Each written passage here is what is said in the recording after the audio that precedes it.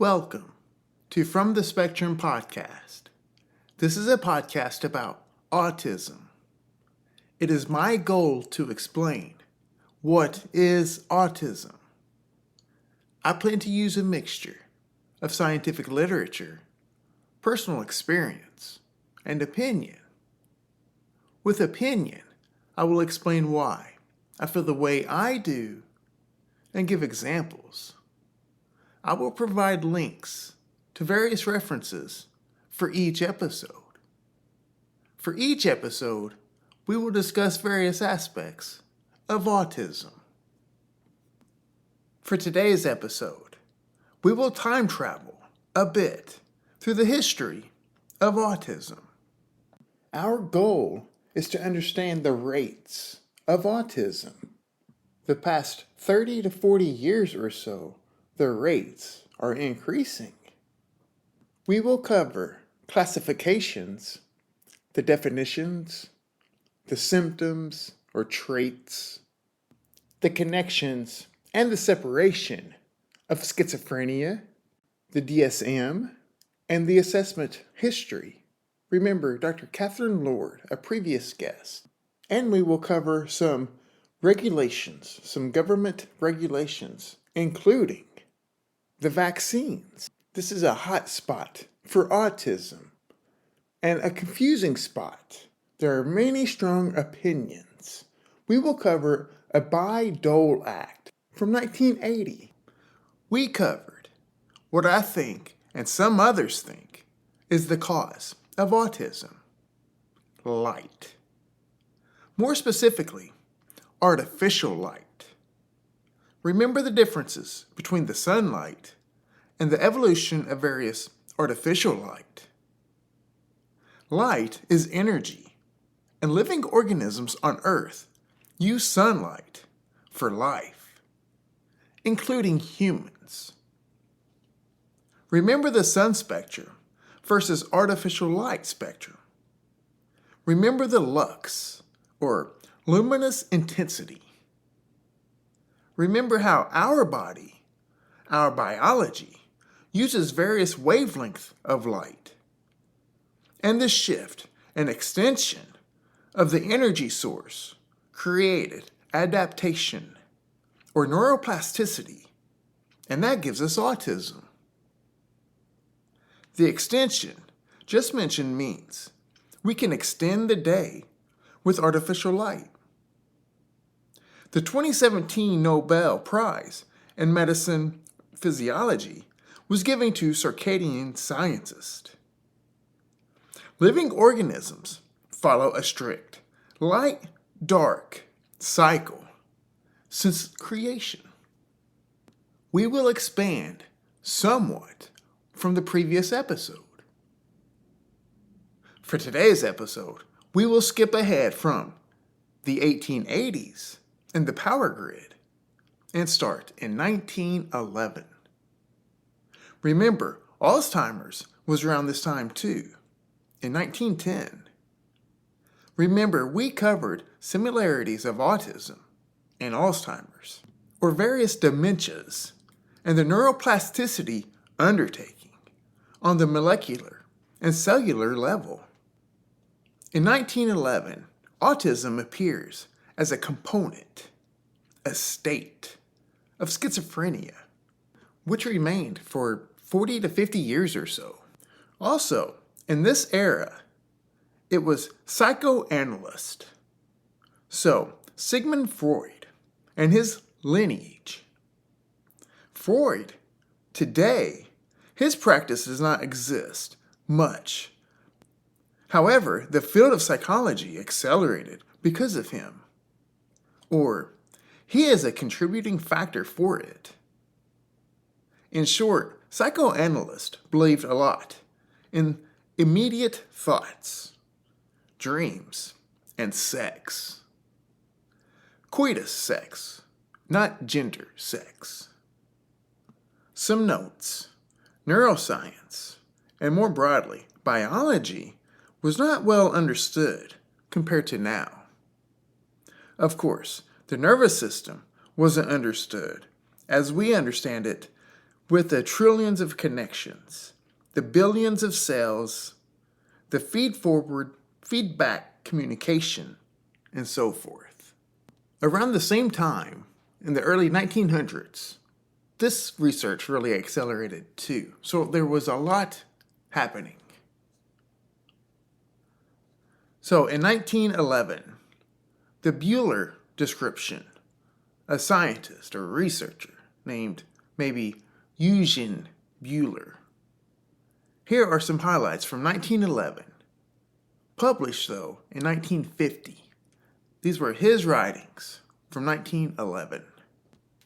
Autism is a symptom of schizophrenia, thought to be peaks from other states, mostly called Twilight peaks or dream states. Autism could not be diagnosed because it occurs in those twilight or dream states.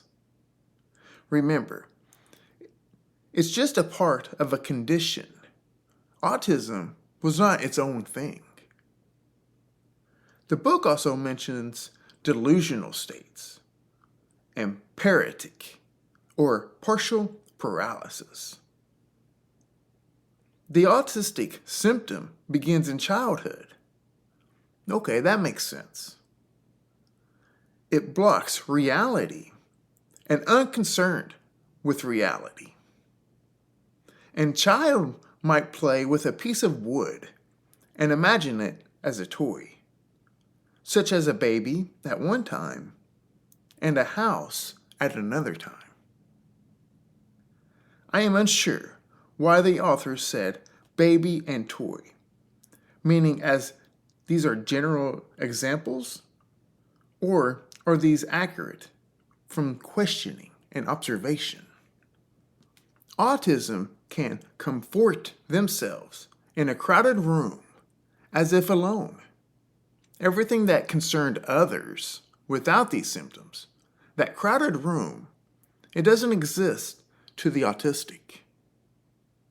And it appears to be objects, not humans, making this room crowded. Autistics satisfy themselves on themselves. Remember me saying, the biology that gives us autism allows us to be comfortable within ourselves. The book thought autism was a lack of interest. That makes sense. Troubles with beginning ordered tasks or demands, including holding a pencil for a writing task.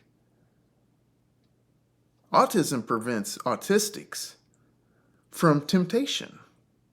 They are less sensitive to raillery, which is humor or teasing, banter. They are less sensitive to raillery in society. They can be stuck from previous experiences, from memory. Remember, we discussed this quite a bit. That neuroplasticity part from the learning side, making us more of who we are. This sounds accurate for 1911. This sounds accurate for autism or autistic, just being a kind of a subcategory of a larger condition. It is impossible to discriminate based on this if autism could have been a separate diagnosis.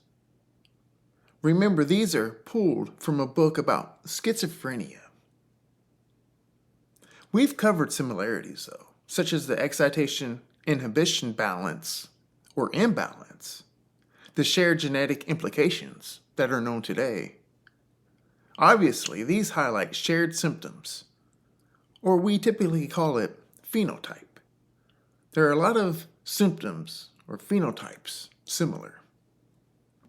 Remember from the first episode, Cluster A, personality types, the odd or eccentric, and the schizoid personality diagnosis. These are very similar. Schizoid personality even has better symptom details in the description, I think, than autism. But that doesn't cover everything. The schizoid doesn't cover the full complexity of autism. That means the symptoms are not as crude, though. They're very specific symptoms.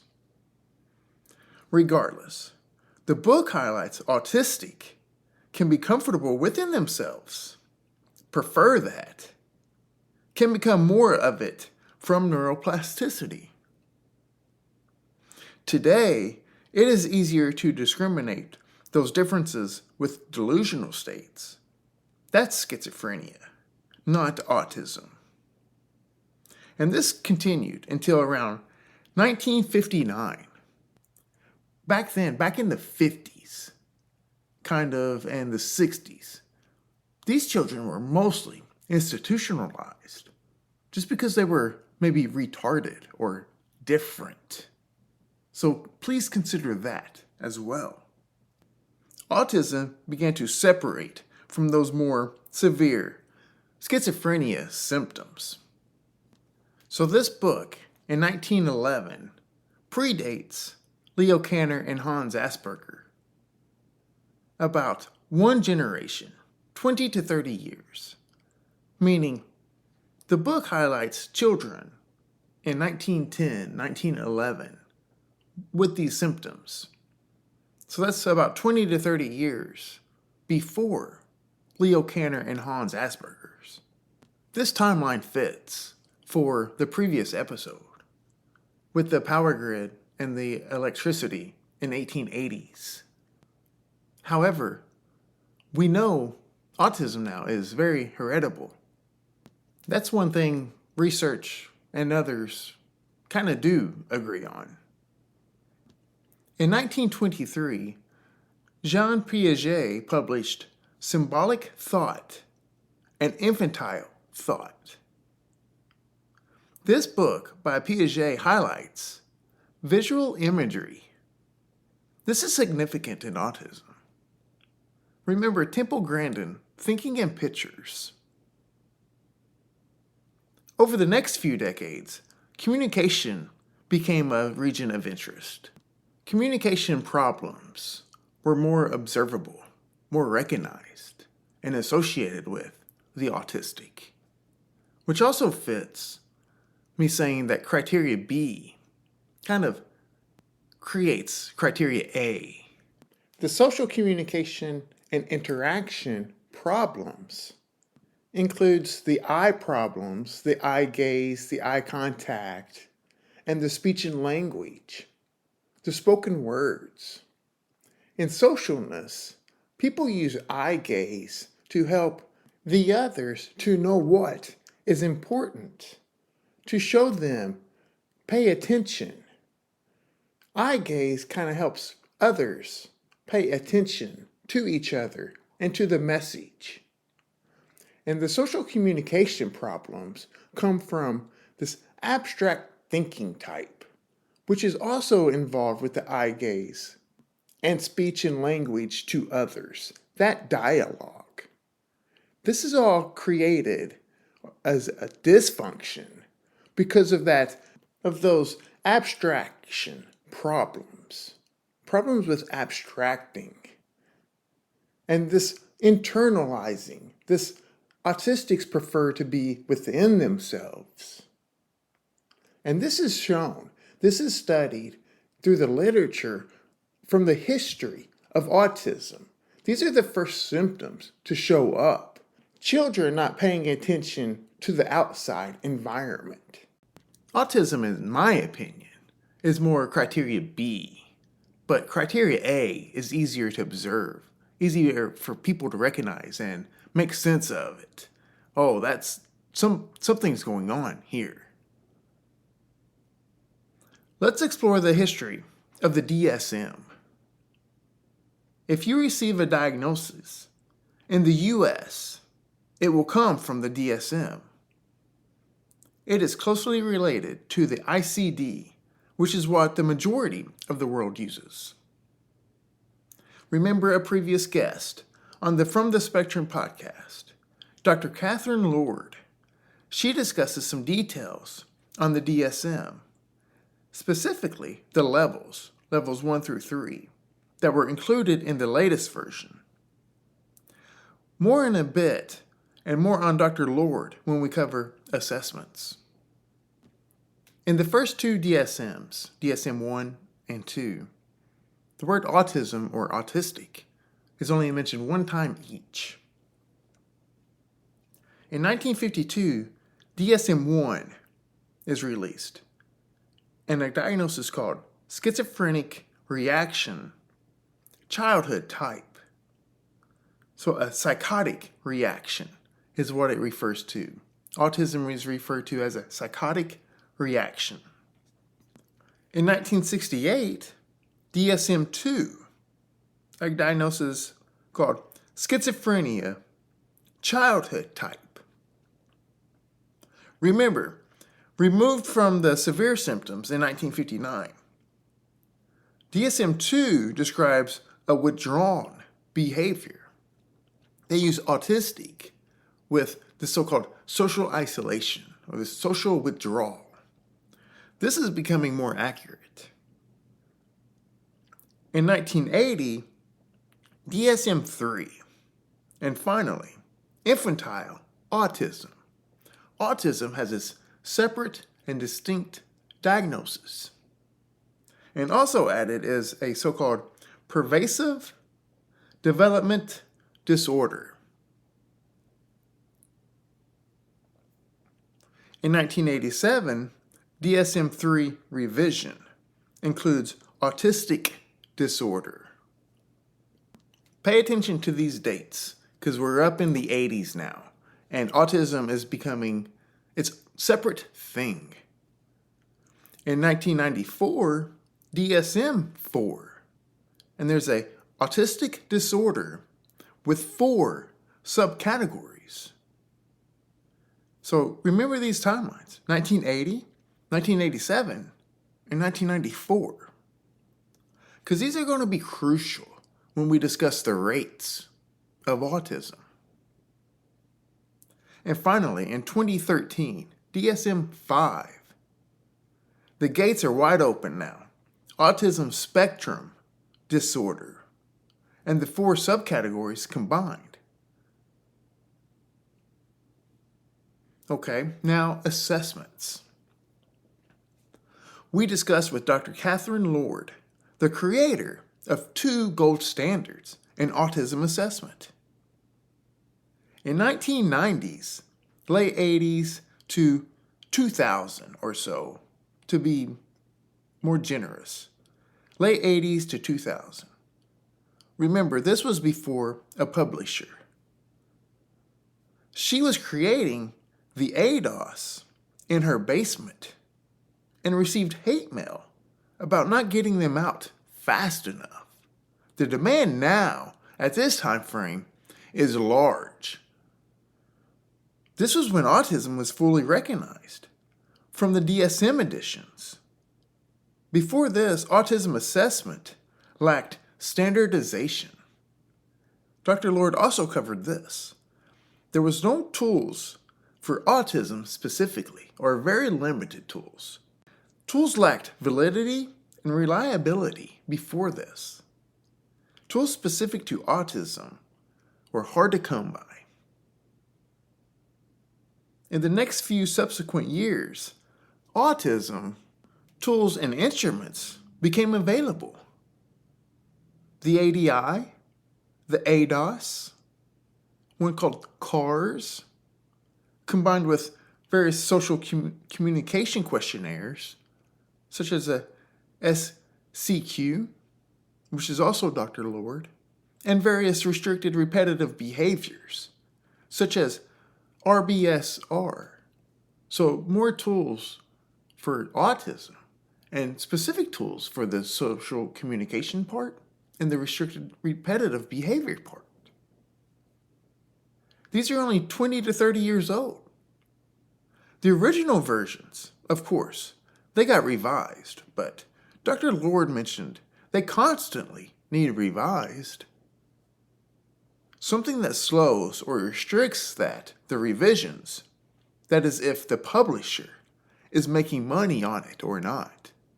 If the current edition or revision is making money, then the publisher is going to Stay put. Why invest money when money is coming in? The critical information between the DSM and assessment history is this. 20 to 30 years is going to be crucial momentarily. Okay, a hotspot for the cause of autism and something that correlates strongly with the diagnosis is vaccines.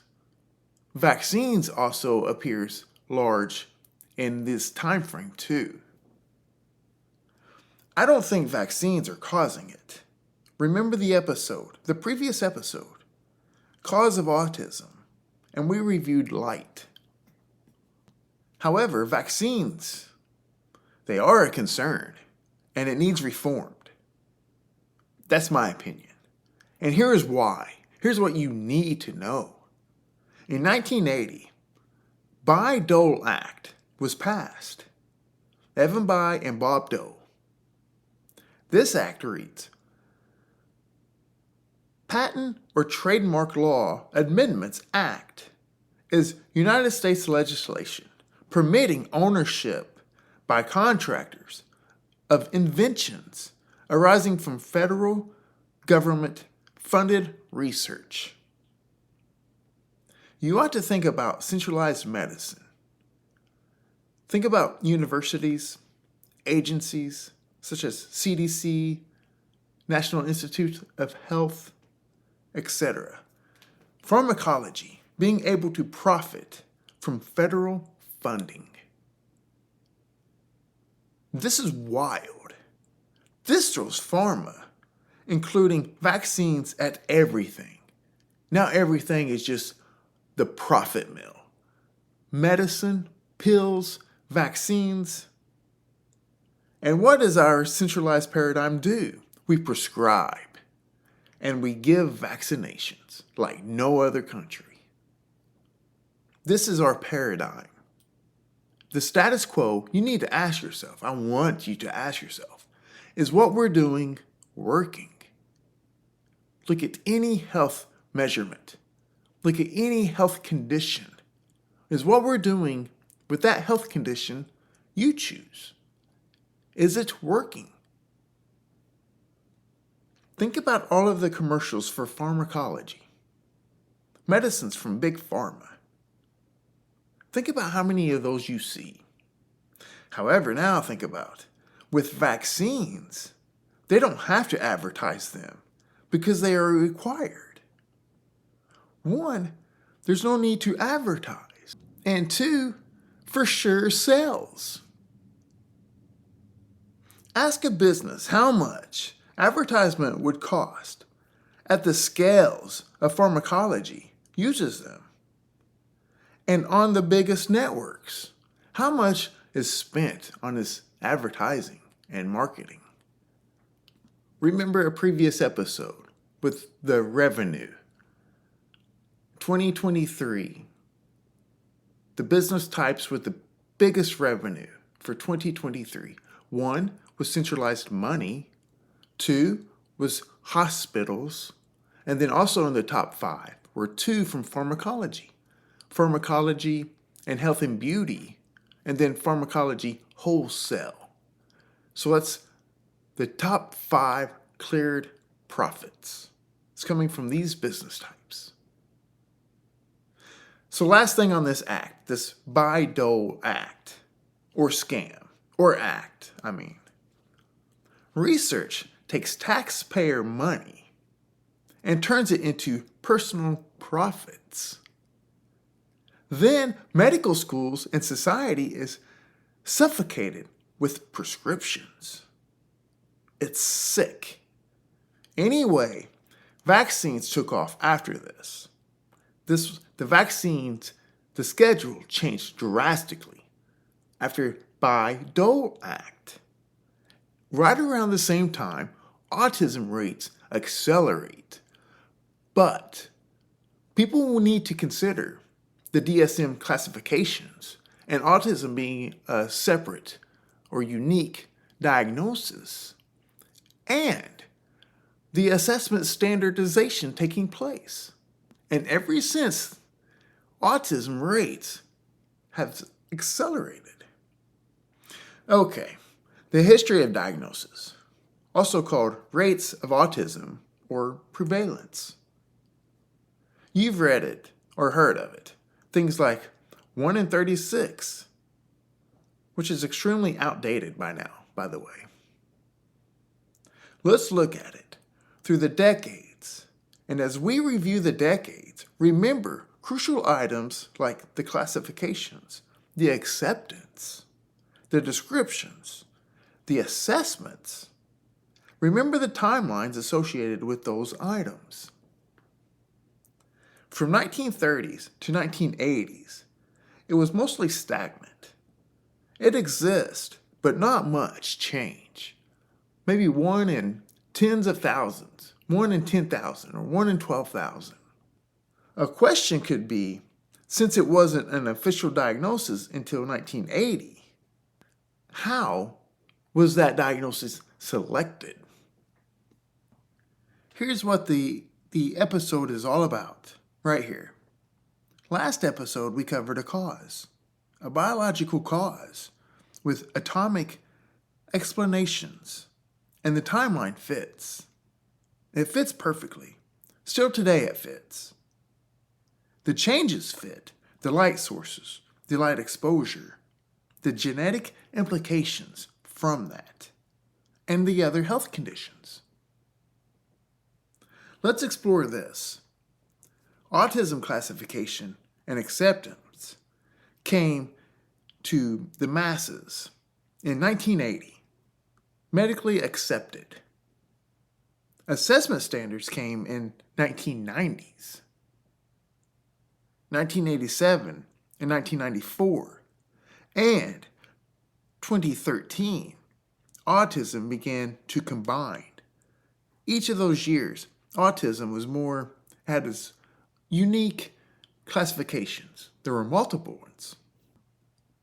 Let's pause in 1980 to 1987 to 1994. Autism and the subcategories began to emerge. Now begin to see the rates of autism increase during those years. From 1980 to 1990, there was a significant increase. From 1990 to 2000, there was a sharp increase. There was a 45-degree increase on the XY graph. So basically doubling. Now add standard assessments to the classifications. Remember Dr. Lord, her work, and the podcast episode. The part that seems confusing is vaccine increases in today. Still today, many people are still looking at this as the cause. But autism existed before this large increase in the vaccine schedule. Autism, likely, and we heard from Dr. Lord, when she began as just an undergraduate student and just out of undergraduate, she worked with many children that had autism, but maybe not diagnosed as autism. What people want to know, what's confusing, the question is the why. Further, understanding the diagnosing rate. Was it undiagnosed back then or diagnosed as something else, which seems likely? It seems like that is reasonable. A reasonable suggestion, after 2013, and the subcategories were combined into autism spectrum. A reasonable suggestion is the evolution of the classifications and the assessments. More people going undiagnosed as well. Don't forget about the artificial light and the health implications to the cell biology, development, proliferation, differentiation, cells dividing, and the nervous system becoming a large and complex living organism. And what is being implicated with that.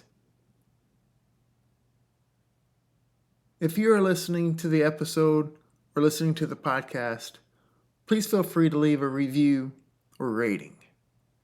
In podcasting, reviews, ratings, and downloads are huge, and I very much appreciate your feedback. You can contact me on X at RPS47586 or email info.fromthespectrum@gmail.com. Thank you for listening to From the Spectrum podcast.